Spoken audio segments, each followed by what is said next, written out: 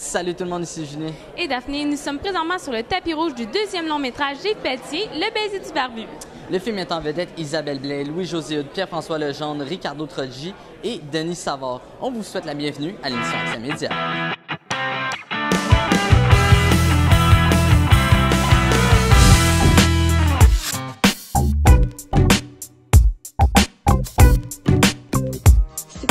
J'ai décidé de me laisser faire la barbe. Mon rond. Quoi? J'ai une drôle d'idée. Ça marche. C'est malade, là. Je me suis senti comme un vrai homme romantique du 19e siècle. C'est peut-être une barbe magique. Ben, c'est l'histoire d'un comédien dont la carrière ne va nulle part. Tu sais, ça va pas, ça marche pas. Puis le jour où il se fait pousser la barbe, il joue dans un super spectacle à Sainte-Dorothée, mais on l'a tourné à Saint-Lambert. Oh! Oui. Okay. Mais le monde pense que c'est à Sainte-Dorothée. OK. OK. À partir du moment qu'il se fait pousser la barbe sur super spectacle, là, sa carrière commence à décoller. Il décroche des rôles. C'est magique. Malheureusement, sa blonde, avec qui il vit depuis 7 ans, ben, elle devient allergique à la barbe. Fait que là, elle voudrait qu'il se rase. Fait que, mais là, lui, il est pogné, tu sais. Il est pogné entre l'amour et le succès. C'est ça l'histoire. Est-ce que vous pouvez nous parler de votre personnage que vous interprétez dans Le baiser du barbu? Ben, je joue le rôle de Vicky, qui est une jeune femme sensible, petite nature, douillette, hypochondriaque, qui a un talent d'écrivaine, mais qui a abandonné son rêve. Donc, elle s'est casée. Elle trouvait ça trop difficile, je pense, justement de poursuivre ce rêve-là quand c'est vraiment rien. C'est pas évident non plus, le milieu, le métier. Mon personnage s'appelle Maude, puis c'est une jeune actrice qui sort de l'école de théâtre. Donc, qui était inexpérimentée, qui n'a pas beaucoup d'expérience dans le milieu, puis qui joue dans un super théâtre avec le personnage principal qui est joué par David Savard. Le personnage de Benoît, qui donc, au début, c'est un peu broche à foin, et plus le film avance, ben ça prend de l'ampleur. C'est un réalisateur de télé, OK, de pub et de télé, qui est bien énervé et qui parle un langage que lui seul comprend.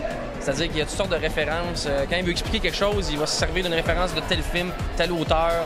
Il va mettre ça ensemble, et ça n'a pas vraiment de sens. Et lui, il est convaincu que tout le monde comprend ce qu'il veut dire.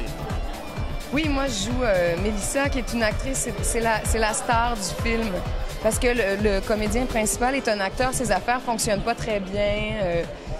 Puis donc, il admire un peu le personnage que je joue, qui est la fille qui a beaucoup de succès puis qui sort avec un producteur, qui est bien glamour. Dans le film, je joue une esthéticienne qui s'appelle Caro, qui est comme un personnage à deux têtes, un peu avec le personnage de Pierre-François Legendre, qui est un coiffeur avec qui je travaille.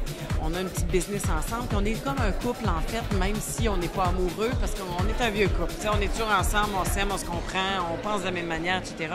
On a fait le serment de vivre ensemble, mais aussi de travailler ensemble, puis moi, j'y crois encore. Allô, c'est Renaud Durocher. Un réalisateur qui a eu l'article, un rôle de barbu. Clint Eastwood, Chewbacca, Animal. C'est le rôle principal, grosse série historique, 3 saisons de 13 épisodes. Oui! Donc, d'où vous est venue l'idée pour écrire le film? Ben, c'est ça, j'ai tourné dans le film Camping sauvage de Guy Lepage, puis je jouais un motard, tu sais. Donc, pour avoir l'air un petit peu plus méchant, je me suis laissé pousser la barbe, puis j'ai détesté ça.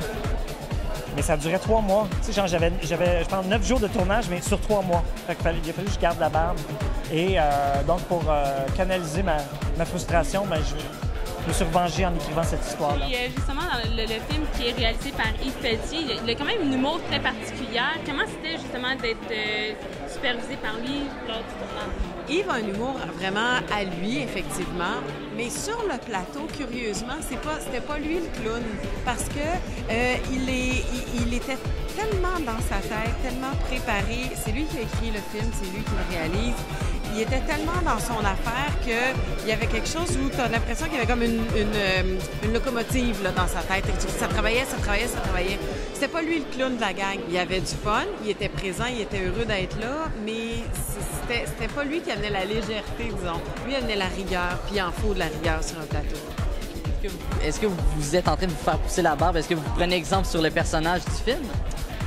Non, moi, je laisse toujours pousser. À chaque semaine, je me laisse pousser. Je me laisse pousser une semaine, je rase ça. Une semaine, je rase ça. Vois-tu, non, mais je suis un fan de barbe, là, ça m'arrive à l'occasion. Oh, oui, tout à fait, absolument. Et puis en terminant, est-ce que vous avez eu de la misère avec la barbe du personnage principal? Ben, pas sa barbe longue, non. C'est que David Savard a une barbe très fournie, très... il est vraiment... c'est intense. Lui, il disait des fois qu'il fallait qu'il se rase 2 fois par jour, là, tellement. Donc, à la fin de la journée, quand on avait vraiment des scènes où il bécotait ou quoi que ce soit, je faisais réellement des plaques. Moi, j'ai vraiment une peau sensible. Puis lui, c'est du papier sablé là, quand il a l'air rasé, mais dans le fond, c'est vraiment un petit papier sablé. Alors oui, c'était pas facile, mais ça me mettait dans le personnage. Alors, c'est ainsi que se termine le tapis rouge du film Le baiser du barbu qui sera en salle dès le 18 juin. On aimerait remercier tous les artistes qui ont participé et un conseil d'homme, les gars, n'oubliez pas de couper votre barbe. On se revoit sur une prochaine émission d'Accès Média.